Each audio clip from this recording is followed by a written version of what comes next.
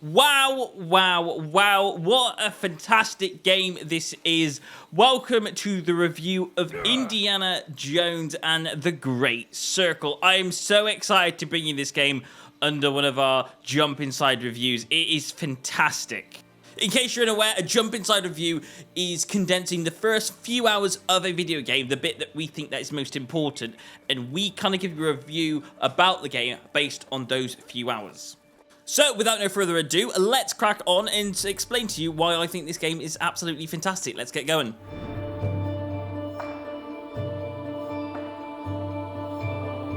So, I'll show you a few settings as we get started in this game. You get to choose UI font size, whether you want it regular size or you want it large.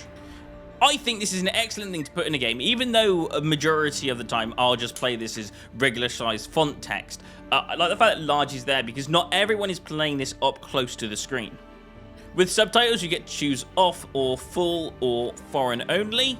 You also get to choose closed captions if you want them on or off. Closed captions is like gunshot sounds and stuff like that, not actually quite subtitles. And then obviously you get to choose subtitle font size. I'm just going to choose regular for this playthrough, but for example, if you are playing this from a crouch and you want to read it because you're quite far away, then maybe large is the way to go. Then you've got high contrast mode. If you don't know what this is, this highlights things in game. So you've got different things. You've got it on tint, which means certain characters will be completely covered up by a color, or you've got outline where they may just have shades around them, or you can completely turn it off if you really want to. Then it's time to pick the difficulty you want to experience as you play this game. You can choose light for adventurers who enjoy a lighter stealth and combat challenge. Moderate, the default setting for adventurers who want a moderate stealth and combat challenge. You can choose hard for adventurers who are seeking a harder stealth and combat challenge. Or choose very hard for the bravest adventurers looking for a very hard stealth and combat challenge. Now that was the action experience, this is the adventure experience, and you can start off with a light, which is enjoy a story with a lighter adventure challenge. Exploration is more guided and the puzzles are easier to solve, or you can choose moderate. Honestly, I've played a lot of this game, just choose moderate. There's no need to choose light. These puzzles are so much fun if you choose moderate. This is the reason you're getting this game, because you want an adventure, so I would just 100% choose moderate from the start. Now, I'm going to skip over the rest of the settings because they're your own adjustments, but after that, we can begin this game. We are walking the path of death. What of the curse? Superstition, Satipo. Now, one of the most important things, whether it's Indiana Jones or whether it's Star Wars or whether it's Marvel, when they create a game out of something that was a franchise, you've got to always question, does it respect the source material? And honestly, this game does a very good job of it.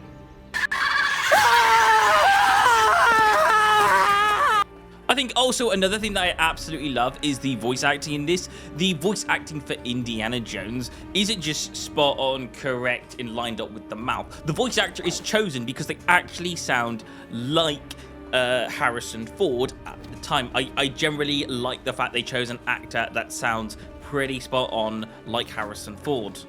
This is it. This is where Forrestal cast in. A friend of yours? A competitor.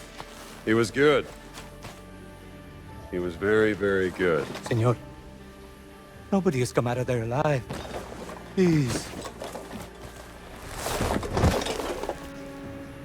Troy Baker, who does the voice for Indiana Jones, does an excellent performance in this game. And on top of that, the first mission also pays respect to the franchise because it's pretty much identical to the first scene of Raiders of the Lost Ark. Let us hurry. There is nothing to fear here. Anyway, that's just the small little intro. This is where the game properly starts off. And the question is this game explorable? Because it's meant to be like a mystery, an adventure and stuff like that. So I was generally going into this expecting that it wasn't going to be that explorable, that it was going to stick to a linear path, but I was very, very wrong. This game ends up giving you a map depending on what mission you go for, and it's kind of like a piece of paper that Indiana Jones holds, and you can see yourself on the screen. Immediately, you kind of figure out that this game is gonna have explorable little map areas. So yes, you could go straight down a path, or you could look at the map and see if there's any other areas that you could explore while trying to get to your objective. And one of the things that I love that this game does is it kind of rewards the player for not following the path. So if you want to follow the path, you can, but if you stray from the path just a bit and you discover different things around the map, you might unlock a little mystery. Now, not every mystery is going to be turning paintings around. Some of the mysteries are like looking and decoding things on the back of statues, which I found quite fun. That's how it's done. And next, what I'll talk about is the combat situation that this game likes to offer. Who the hell are you? In fact, going one-on-one with whoever you're battling isn't kind of what the game wants you to do. Right.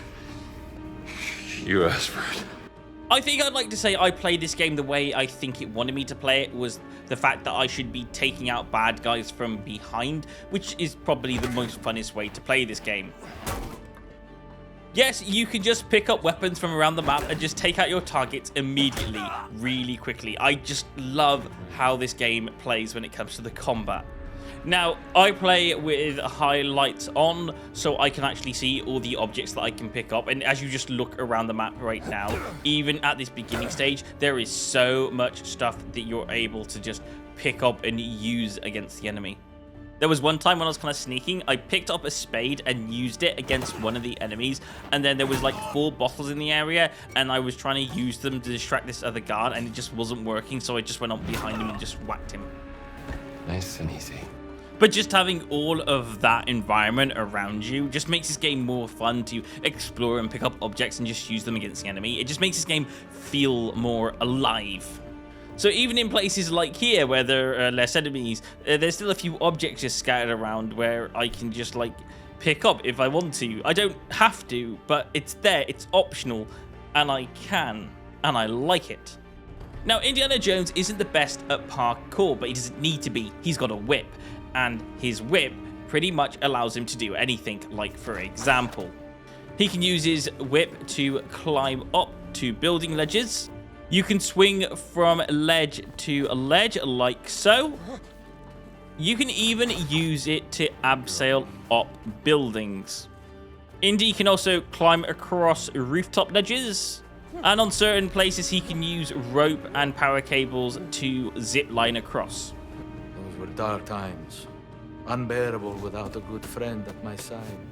Now, one of the things I do want to mention is the other characters in this game. Yes, I absolutely love Indiana Jones as a character. I like that kind of like, I'm always searching for something type vibe he's got going on in this game. But the other characters, for example, this guy here, I didn't really care 100% about him. I mean, I liked the time I had with him for the period of time that I had with him, but the moment I was able to get out and just walk about the place, I was more interested in discovering things than actually just listening to people and following their story arc.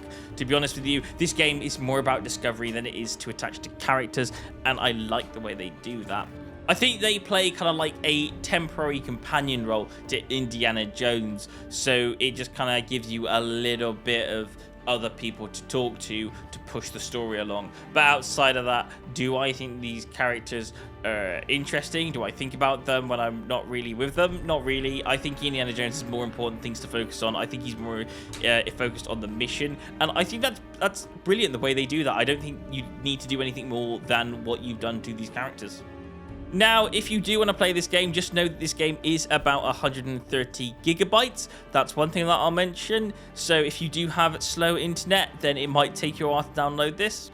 However, it is available on Xbox Cloud. So if you do have an Xbox and you have got Game Pass, then you can pretty much play this on Xbox Cloud, which is always a good, fun thing to have access to, which is what I'm playing it on currently right now. So you can kind of see how this game performs as I'm walking down these stairs.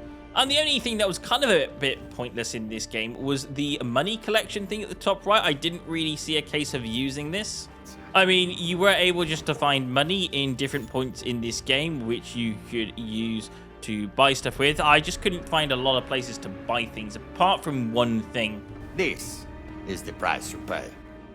So yeah, it was a camera. That's the only thing that I could actually see you buying throughout the whole of this game, and I generally had enough straight away. So I'm guessing there's more stuff you can buy because, you know, you can collect money in this game. But apart from this camera, I didn't really see anything else you could buy within the first few hours of this game. And yeah, I'm guessing there's other stuff you can buy as this game continues, but for the beginning part, I only saw one thing. So at least I got enough money to be able to buy this.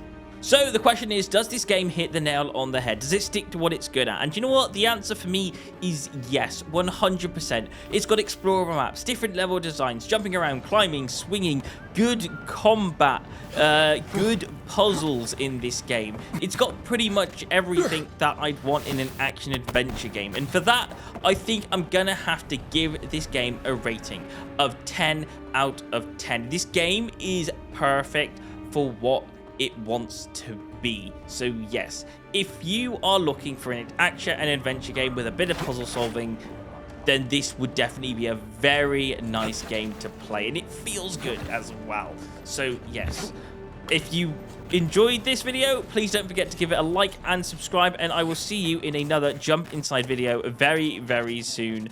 And thanks for watching, and goodbye.